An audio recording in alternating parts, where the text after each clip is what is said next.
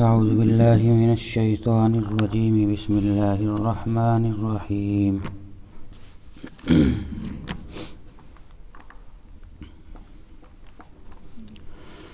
ويسألونك عن اليتامى قل إصلاح لهم خير وإن تخالطوهم فإخوانكم والله يعلم المفسد من المصلح ولو شاء الله لأعنتكم إن الله عزيز حكيم ولا تنكحوا المشركات حتى يؤمن ولأمة مؤمنة خير من مشركة ولو أعجبتكم ولا تنكحوا المشركين حتى يؤمنوا ولعبد مؤمن خير من مشرك ولو أعجبكم أولئك يدعون إلى النار والله يدعو إلى الجنة والمغفرة بإذنه ويبين آياته للناس لعلهم يتذكرون صدق اللہ العظیم۔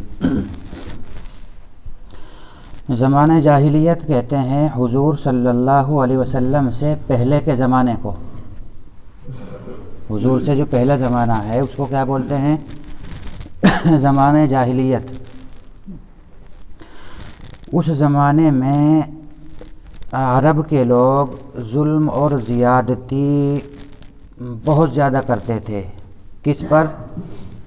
بچوں پر، یتیموں پر، اور عورت کی تو ایسی درگتی تھی اس زمانے میں کہ پیدائش سے لے کر کے مرنے تک بس وہ بیچاری ظلم ہی سہتی تھی۔ گویا عورت ان کے یہاں نام تھا ظلم سہنے کا۔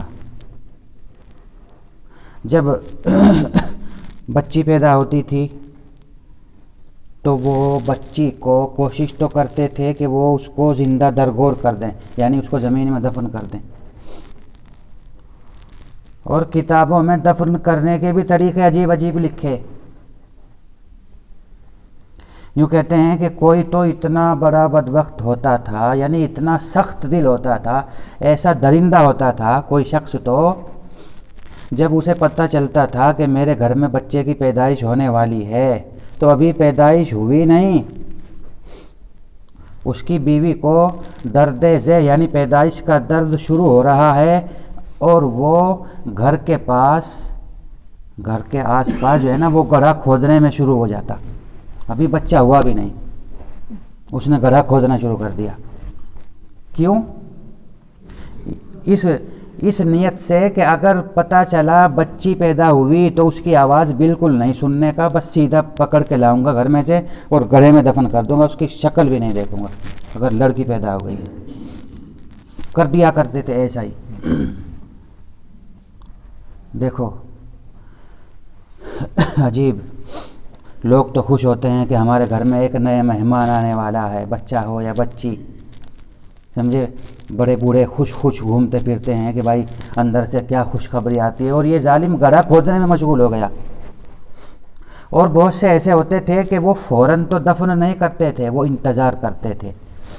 جب بچی 5-6 سال کی ہو جاتی تھی تو 5-6 سال کا بچہ یا بچی جب ہو گئی، اس سے تو محبت ہو جاتی ہے نا، ماں کو بھی گھر والوں کو بھی، لیکن باپ اتنا ظالم بنا رہتا تھا، اسے پتہ تھا کہ میری بیوی بچی کو دفن ہونے نہیں دے گی، تو وہ کیا کرتا تھا؟ وہ کہتا تھا کہ اس بچی کو جو ہے نا اچھے کپڑے پہنا، اسے نہلا دھلا، اسے میں گھما پھرا کر کے لاؤں گا۔ ماں سوچتی تھی کہ باپ ہے اس کا اور یہ نہیں گھمائے گا تو کون گھمائے پھرائے گا، تو ماں جو ہے بچی کو نہلاتی تھی، اسے اچھے کپڑے پہناتی تھی اور باپ کے حوالے کر دیا کرتی تھی کہ لے جاتا ہوگا کہیں میلہ ویلہ دکھانے کے لیے۔ میلے تو پرانے زمانوں میں بھی بھرتے تھے، عرب کے میلے بہت مشہور تھے۔ لیکن وہ کیا کرتا تھا؟ وہ پہلے سے جنگل میں گڑھا کھود کے تیار رکھتا تھا جس دن اسے بچی دفن کرنی ہوتی تھی، تو بچی کو اس کے پاس گڑھے کے پاس لے جاتا تھا اور کہتا تھا کہ دیکھ بیٹا اس گڑھے میں کیا ہے، جھانک کے دیکھ۔ تو جو ہی وہ جھانک کر کے دیکھتی تھی فوراً اس ننھی سی بچی کو اس میں دھکا دے دیا کرتا تھا اور اوپر سے مٹی بھر کے گھر واپس آ جایا کرتا تھا۔ کتنی لڑکیوں کو اسی طرح درگور کیا گیا۔ اللہ کو قرآن میں کہنا پڑا وَإِذَا الْمَوْعُودَةُ سُئِلَتْ، کہ جب قیامت کا دن ہوگا اور قیامت کے دن جن بچیوں کو ان کے ماں باپ نے زندہ قبر میں دفن کیا ہے انہی سے پوچھا جائے گا بِأَيِّ ذَنبٍ سُئِلَتْ، اے بیٹیا تیری کیا غلطی تھی، تجھے کس گناہ میں تیرے ماں باپ نے مارا، تیرے باپ نے تجھے کس گناہ میں زندہ درگور کیا، تو ہی بتا، چل ہم تجھی سے پوچھتے ہیں۔ وہ کیا کہے گی؟ وہ یہی کہے گی کہ اللہ میری غلطی صرف اتنی تھی کہ تو نے مجھے لڑکی بنایا۔ اتنے سخت دل تھے۔ کتابوں میں لکھا ہے کہ سب سے پہلا وہ آدمی، قرآن نے تو اس کی جگہ جگہ مذمت بیان کی ہی زندہ درگور کرنے کی، لیکن عرب میں سب سے پہلا وہ آدمی جس نے باقاعدہ تحریک چلائی، آندولن چلایا اور لڑکیوں کو زندہ درگور ہونے سے بچایا، اس کا نام بتایا جاتا ہے صعصعہ۔ یہ وہ آدمی ہے جس نے باقاعدہ تحریک چلائی، سمجھے؟ اس پرانے زمانے میں، زمانہ جاہلیت میں اس نے اپنا این جی او کھول لیا تھا۔ این جی او تو سمجھتے ہیں نا، نان گورنمنٹ آرگنائزیشن، یعنی ایسی تنظیم، پرائیویٹ ادارہ، اس کو ابھی موجودہ ٹائم میں بولتے ہیں این جی او۔ تو اس زمانے میں اس نے اپنا این جی او بنا رکھا تھا صعصعہ نے۔ اس کا کام کیا تھا؟ اس کا کام یہ تھا کہ اگر اس کو بھنک لگ جایا کرتی تھی کہ فلاں آدمی کے یہاں لڑکی پیدا ہوئی اور وہ ظالم اس لڑکی کو گڑھے میں دبا کے رہے گا، تو یہ فوراً اس کے پاس پہنچ جاتا تھا اور اس کو 3 اونٹ دے کر کے اس لڑکی کو لے لیا کرتا تھا۔ اس کے دل میں کہاں سے آئی یہ بات؟ بچیوں کو چھڑانے اور بچانے کی اس کے دل میں کہاں سے آئی بات؟ اس کا بھی ایک عجیب واقعہ ہے، بتا دیتا ہوں جلدی سے۔ یوں کہتے ہیں کہ ایک مرتبہ اس شخص کے 3 اونٹ گم ہو گئے، 2 اونٹنیاں تھی اور 1 اونٹ تھا، جنگل میں کہیں چڑھ گئے۔ تو یہ بیچارہ ڈھونڈتے ڈھونڈتے چلا گیا ان کے پیچھے، لیکن وہ ملے ہی نہیں۔ شام ہو گئی، جب رات ہو گئی تو اس نے سوچا کہ بھائی واپس تو میں اپنے گھر نہیں آ سکتا، جو دور جنگل میں نکل آیا ہوں، تو چلو یہیں رات گزارتا ہوں جنگل میں اور پھر صبح کو پھر ڈھونڈوں گا۔ 2 اونٹنیاں تھیں اور 1 تھا اونٹ۔ تو وہ اس جگہ ٹھہرنے کی نیت سے بیٹھا ہی تھا کہ اچانک اس کو دور ایک آگ جلتی ہوئی دکھائی دی۔ اس نے سوچا کہ لگتا ہے وہاں کوئی آبادی ہے، تو چلو وہاں رات گزار لیتا ہوں۔ وہاں جو وہ گیا، دیکھا کہ ایک تمبو، ایک خیمہ وہاں گڑا ہوا ہے۔ یہ جا کر کے اس نے سلام کیا، دیکھا کہ ایک بوڑھا شخص ہے اور اسی تمبو کے پچھلے حصے میں ایک عورت ہے جس کو بچے کی پیدائش کا درد ہو رہا ہے اور بیچ میں پردہ پڑا ہوا ہے۔ تو اس نے جا کر کے سلام کیا اور کہا کہ بڑے میاں، میری 2 اونٹنیاں اور 1 اونٹ گم ہو گیا ہے، کیا تم نے دیکھا ہے؟ آج پورا دن ہو گیا ان کو ڈھونڈتے ڈھونڈتے۔ تو اس بڈھے نے کہا کہ بھائی ہاں دیکھا ہے، وہ ہمارے ہی پاس ہیں، تیری 2 اونٹنیاں اور 1 اونٹ ہمارے ہی پاس ہیں، اور اللہ نے انہی اونٹنیوں کی بدولت یہاں جنگل میں ہمیں زندہ رکھ رکھا ہے، ورنہ ہم تو بھوک سے مر جاتے۔ بس انہی کا دودھ پیتے ہیں اور گزر بسر کرتے ہیں، اور تم آئے ہو تو رہو یہاں پہ، صبح کو واپس لیتے آنا۔ تو اور یہ اونٹنیوں والا کون تھا؟ یہی جس کا نام ابھی میں نے بتایا، صعصعہ۔ یہ بیٹھا ہی تھا آرام کرنے کی نیت سے، اچانک یہ دیکھتا ہے کہ یہی بڈھا پردہ ایسے اٹھاتا ہے اور یوں کہتا ہے کہ اگر لڑکی پیدا ہو گئی نا تو بس اس کو میں اس کی شکل بھی دیکھنا پسند نہیں کروں گا، اور لڑکا پیدا ہو گیا تو پھر میں ہی جانتا ہوں کہ میں کتنا خوش ہوں گا، مجھے کتنی خوشی ہوگی۔ صعصعہ نے، چونکہ وہ تو وہیں کا رہنے والا تھا، اسے پتہ ہی تھا کہ کتنے ظالم اپنی بیٹیوں کو زندہ درگور کر دیتے ہیں، تو سمجھ گیا کہ یہ کون ہے۔ اب اس کو جو ہے رحم آیا کہ اس بیچاری پیدا ہونے والی بچی کی کیا خطا ہے۔ تو صعصعہ کہنے لگا کہ بڑے میاں، ہاں، بڈھے نے وارننگ دے دی کہ اگر لڑکی پیدا ہو گئی اس کی شکل بھی دیکھنا پسند نہیں کروں گا، مار ڈالوں گا اس کو، لڑکا ہو گیا تو مجھے بڑی خوشی ہوگی۔ تھوڑی دیر کے بعد اللہ کا کرنا ایسا ہوا کہ لڑکی ہی پیدا ہو گئی۔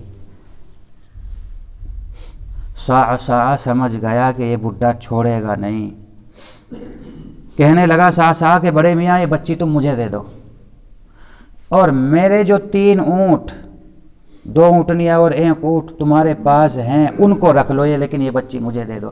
بڈھے کو اور کیا چاہیے تھا، وہ تو خوش ہو گیا کہ اچھا ہاں لے جاؤ، لڑکی ہم نے تمہیں دے دی اور یہ 3 جانور ہمارے پاس رہنے دو۔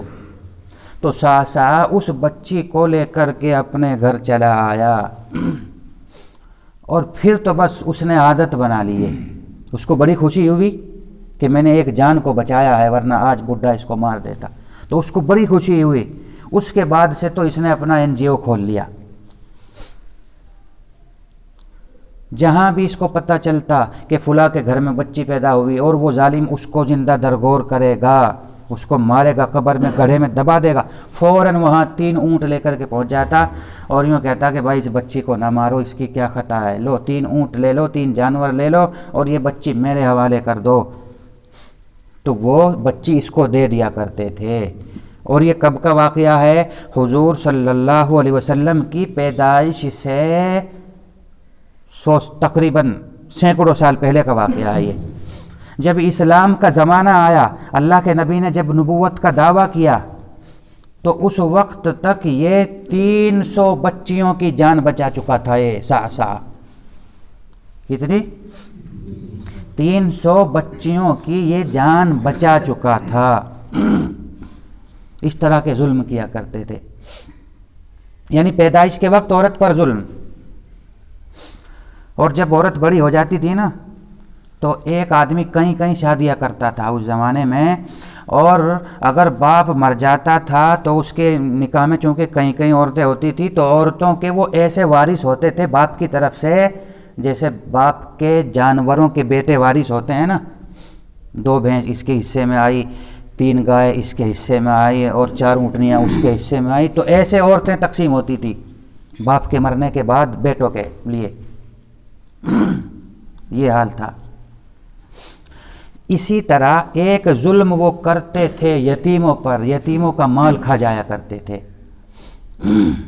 ظاہر ہے کہ یتیموں کا مال کھانا تو اللہ کی نظر میں، شریعت کی نظر میں بہت بڑا گناہ ہے۔ اللہ نے سخت وارننگ دے دی، فرمایا ان الذین یاکلون اموال الیتامی، کہ جو لوگ یتیموں کا مال کھاتے ہیں۔ یتیم کس کو کہتے ہیں؟ یتیم کہتے ہیں اس نابالغ بچے کو جس کا باپ مر چکا ہو۔ 15 سال سے پہلے والی جو عمر ہوتی ہے اور باپ مر گیا تو اس کو بولتے ہیں یتیم بچہ۔ ماں اگر بھلے ہی ہو اس کو یتیم نہیں بولتے۔ باپ مر گیا اور بچہ نابالغ ہے تو وہ یتیم ہے، بالغ ہو گیا تو پھر وہ یتیم نہیں رہا۔ تو وہ یتیموں کا مال کھایا کرتے تھے۔ اللہ نے وارننگ دی کہ جو لوگ یتیموں کا مال کھاتے ہیں وہ کان کھول کر کے سن لیں، انما یاکلون فی بطونہم نارا، وہ حقیقت میں اپنے پیٹوں کے اندر جہنم کی آگ بھر رہے ہیں۔ اور پھر اللہ کے یہ قرآن کی آیت ہے، اور اللہ کے نبی نے بھی یتیموں کے بہت سارے حقوق اور فضائل بیان کیے۔ فرمایا کہ جو آدمی یتیم کے ہاتھ پر، یتیم بچہ یا بچی کے ہاتھ پر سر پر ہاتھ پھیرتا ہے تو اس کے ہاتھ کے نیچے جو ہے جتنے بال آتے ہیں اس کو اتنی نیکیوں کا ثواب ملتا ہے۔ بڑے فضائل اللہ کے نبی نے بیان کیے۔ جب یہ آیت نازل ہوئی جس کا ترجمہ ابھی میں نے کیا، تو صحابہ کے زمانے میں کوئی گھر ایسا نہیں تھا جس میں یتیم بچے نہ ہوں۔ ہر گھر میں یتیم بچے تھے، ہر گھر میں۔ کیوں؟ اس لیے کہ صحابہ کرام جایا کرتے تھے جہاد میں، لڑائیوں میں، تو پھر ان کو شہادت ہوتی تھی نا، شہید ہو جایا کرتے تھے، تو ان یتیم بچوں کو پھر ان کے بھائی، ان کے رشتہ دار ان کی تربیت کیا کرتے تھے۔ کوئی گھر ایسا نہیں تھا جس میں یتیم بچہ نہ ہو۔ تو جب یہ آیت نازل ہوئی کہ جو لوگ یتیموں کا مال کھاتے ہیں وہ حقیقت میں اپنے پیٹوں کے اندر جہنم کی آگ بھر رہے ہیں، تو جو سچے سیدھے لوگ تھے وہ بھی ڈر گئے۔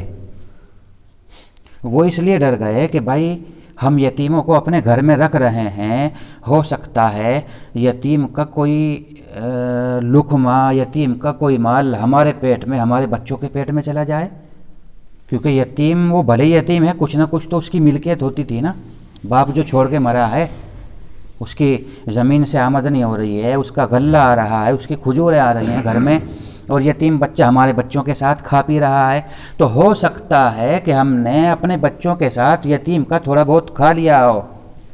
لوگ ڈر گئے، جو سچے سیدھے لوگ تھے وہ بھی ڈر گئے، انہوں نے کیا کیا، انہوں نے یتیم کا غلہ، یتیم کا کھانا، یتیم کی کھجوریں، جو بھی اس ٹائم کھانا ہوتا تھا الگ تھلگ کر دیا، یہاں تک کہ ان کا چولہا بھی الگ کر دیا، ان کا کھانا بھی الگ پکنے لگا۔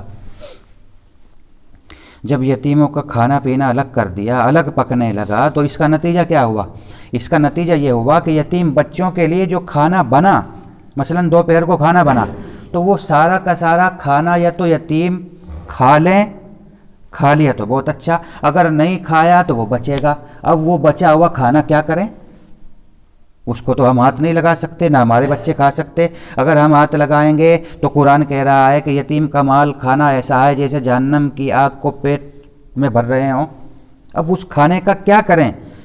تو پھر دو صورتیں، اگلے ٹائم میں یا تو یتیم ہی اس کو کھا لے، یتیم نے اگلے ٹائم میں کھا لیا تو ٹھیک، نہیں کھایا تو وہ کھانا سڑے گا، جب سڑ گیا تو اس کو پھینکنا پڑے گا۔ تو بتاؤ یتیم کا نقصان ہوا یا نہیں؟ بھئی نقصان ہوا نا یتیم کا۔ تو اس طرح، اور کھانا تو جو ہے فالتو تھوڑا بہت بن ہی جاتا ہے، ناپ تول کے تو کسی کا یہاں نہیں بنتا، ایسا تو ہوتا نہیں کہ بھائی یہ آدمی 3 روٹی کھاتا ہے تو بس 3 ہی روٹی بنیں گی، 3.5 4 بنیں گی، نہیں، ایسا تو نہیں، کھانا تو تھوڑا بہت فالتو ہی ہوتا ہے سب کے یہاں۔ تو یتیموں کا اس میں نقصان ہونے لگا، اور لوگ حضور سے آ کر کے سوال کرنے لگے کہ حضرت سب کے گھروں میں یتیموں کا کھانا الگ بن رہا ہے، یتیموں نے سارا کھا لیا، اچھی بات، نہیں کھایا تو پھر وہ بچا رہ جاتا ہے، باسی ہو جاتا ہے تو پھر وہ پھینکتا ہے، تو اس میں یتیموں کا نقصان ہے، اب ہم بتاؤ کیا کریں؟ لوگ آ کر حضور سے سوال کیا کرتے تھے، اس پر یہ آیت اتری جو ابھی میں نے پڑھی، وَيَسْأَلُونَكَ عَنِ الْيَتَامَى، کہ اے نبی لوگ آپ سے سوال کرتے ہیں یتیموں کے بارے میں، یتیموں کے بارے میں آپ سے لوگ پوچھتے ہیں، قُلْ، آپ بتا دیجئے لوگوں کو، اصلاح لہم خیر، کہ یتیموں کی خیر خواہی اصل ہے۔ جو لوگ سچے سیدھے ہیں، یتیموں کی خیر خواہی ان کے دل میں ہے، ہم نے ان کے لیے تھوڑا ہی کہا تھا، ہم نے تو ان کے لیے کہا تھا جو ناجائز طور پر یتیموں کا مال ہڑپ کرتے ہیں کہ ان کے پیٹوں میں جہنم کی آگ بھری جائے گی۔ باقی جو پہلے سے یتیموں کے خیر خواہ ہیں ان کے بارے میں تو ہم نے کچھ کہا ہی نہیں، اور تم نے بغیر کہے کھانے یتیموں کے الگ پکانے شروع کر دیے، یہ کوئی ضروری نہیں۔ وَإِن تُخَالِطُوهُمْ فَإِخْوَانُكُمْ، اگر تم آج کے بعد یتیموں کا کھانا اپنے کھانوں کے ساتھ ملا کر پکانے لگو اور تمہیں لگے کہ اسی میں یتیم کا فائدہ ہے، فَإِخْوَانُكُمْ، تو تمہارے وہ بھائی ہیں، تمہارے بچے ہیں، سمجھے؟ تم ہر وہ قدم اٹھاؤ جس میں یتیموں کا فائدہ ہو، اور ہر اس طریقے سے بچو جس سے یتیم کا نقصان ہو رہا ہو۔ واللہ یعلم المفسد من المصلح، اور ویسے تو اللہ کو خوب پتہ ہے کہ کس کی نیت میں کھوٹ ہے اور کون خیر خواہ ہے، ہمیں بتانے کی ضرورت ہے ہی نہیں، ہمیں تو پتہ ہے کس کے دل میں یتیم کی خیر خواہی ہے، یہ بھی ہمیں پتہ ہے، اور کس کے دل میں کھوٹ ہے۔ جس کے دل میں کھوٹ ہے وہ بھلے ہی یتیم کا کھانا الگ کر لے، لیکن پھر وہ کسی نہ کسی طریقے سے مال ہڑپ کرنا چاہے گا، ہمیں پتہ ہے، کیونکہ اللہ کی صفت تو یہ ہے انہ علیم بذات الصدور، انسان کے دل میں جو بات آتی ہے نا، سمجھے، اللہ کو اس کا بھی پتہ چل جاتا ہے کہ اس کے دل میں کیا بات آ رہی ہے۔ وَلَوْ شَاءَ اللَّهُ لَأَعْنَتَكُمْ، اور دیکھو ہم نے تمہارے لیے کتنی آسانی پیدا کر دی، ہم نے تم کو کہہ دیا کہ بھائی جس میں بھی یتیم کا فائدہ ہے وہ کام کرو، ہم نے تمہارے لیے آسان حکم بتا دیا، اور اگر اللہ چاہتا لَأَعْنَتَكُمْ، تو تمہیں مشقت میں مبتلا کر سکتا تھا، وہ یوں کہہ سکتا تھا کہ نہیں یتیموں کا کھانا ہمیشہ الگ ہی پکے گا، تو ہم تو حکم دے دیتے، مصیبت کس کی آ جاتی؟ مصیبت آ جاتی کھانا پکانے والی عورتوں کی، نقصان ہوتا یتیم بچوں کا، لیکن ہم نے مشقت والا حکم نہیں دیا۔ ہم نے کہا کہ بھائی یتیم کی خیر خواہی کو مد نظر رکھو، یہ اصل ہے، ہر وہ کام کرو جس میں یتیم کا فائدہ ہو رہا ہو۔ ان اللہ عزیز حکیم، بے شک اللہ غالب ہے، حکمت والا ہے۔ وَلَا تَنْكِحُوا الْمُشْرِكَاتِ حَتَّى يُؤْمِنْ، اگلی آیت جو میں نے پڑھی ہے، اس آیت کے اندر اللہ سبحانہ و تعالی نے نکاح کا مسئلہ بیان کیا ہے۔ سمجھ گئے؟ ہمارے زمانے میں فیشن ہو گیا ہے،